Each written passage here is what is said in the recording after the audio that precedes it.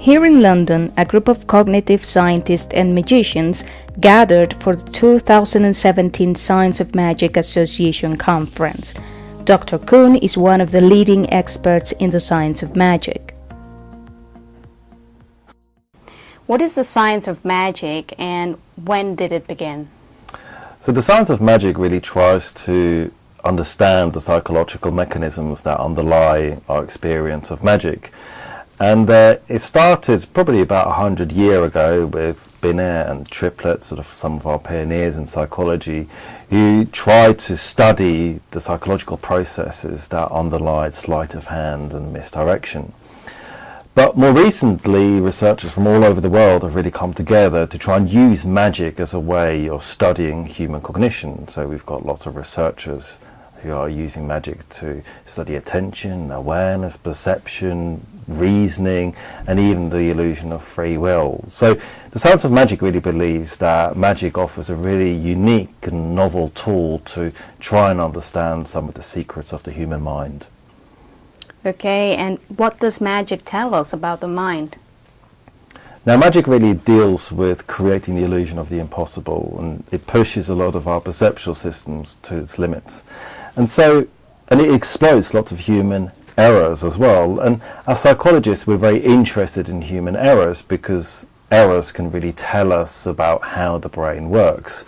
And so if you try and understand really why people are being tricked or fooled by certain magical illusions, that can really give us really interesting insights into the human mind. But even the belief in magic can be actually used to try and understand really sort of like a lot of normal belief formation as well. So there's lots of different ways really in which we can actually use magic to try and explore the mind. How can we use magic to foster critical thinking about the mind? Now, magic relies on exploiting limitations in cognition, but it only really works if you're unaware of your own limitations, because once you're aware of the limitations, you no longer attribute your perceptual errors to the magic, and you attribute them to your own failures. And as such, I think magic offers a really useful tool to not only highlight some of these errors, but also the fact that you often overestimate your own abilities. So we overestimate the amount that we see, we overestimate, for example, the reliability of the information that we perceive, and that can be really applied to lots of other cognitive areas as well. Why did you become interested in the science of magic? Well, my career really started as a magician, and as a magician I was very interested in psychology because I wanted to use psychology really to improve my magic tricks. And like a lot of magicians, there's a very close link really between magic and psychology, and magicians have come up with lots of informal theories about the mind.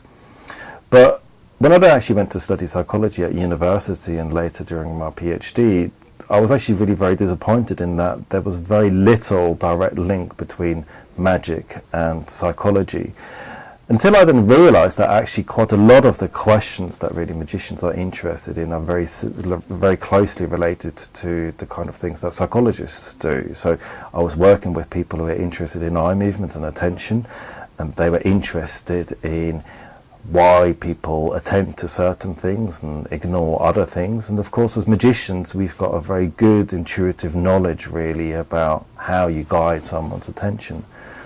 And so that was nearly about 15 years ago now, we tried to come up with scientific experiments that used eye tracking to try and understand some of the mechanisms behind this attentional misdirection.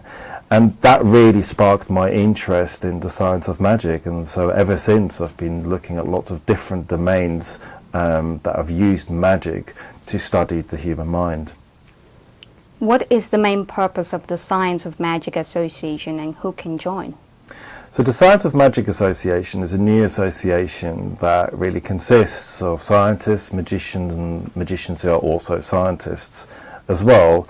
And the aim of the association is really to bridge this gap between magicians and scientists to establish a science of magic. And what we try and do is really kind of like use magic as a way of studying lots of areas of cognition.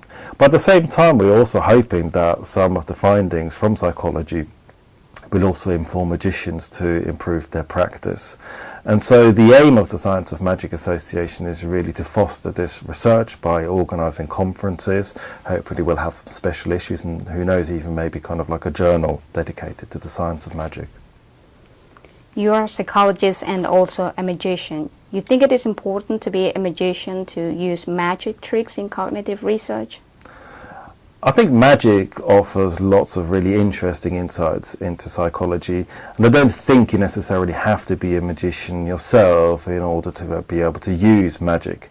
Now, it might help, but quite a lot of my collaborators have got no idea about magic. They perform magic, and yet they're still using magic as a very interesting technique and paradigm to study the mind. So it might help a little bit, but I don't think it's necessary. Can you give us an example of attentional misdirection using a magic trick? Okay, this is the famous disappearing pen trick. Watch. There's another one just about back here. Again, this is a trick that's based on the vanishing ball illusion. Very similar principle. It's a little bit better than the vanishing ball illusion. And the way it's done, if you watch it from the other side like this, I pretend to throw it up when I just flip the pen behind my hand like this. But what's very nice about this is that actually kind of like if you do this, if you get the actions right, people will actually should experience a pen rather than a ball moving upwards and then hopefully disappearing somewhere up here. So if we do this again, we go one, do it like that, and it disappears. And then all you do is you just make it reappear like this.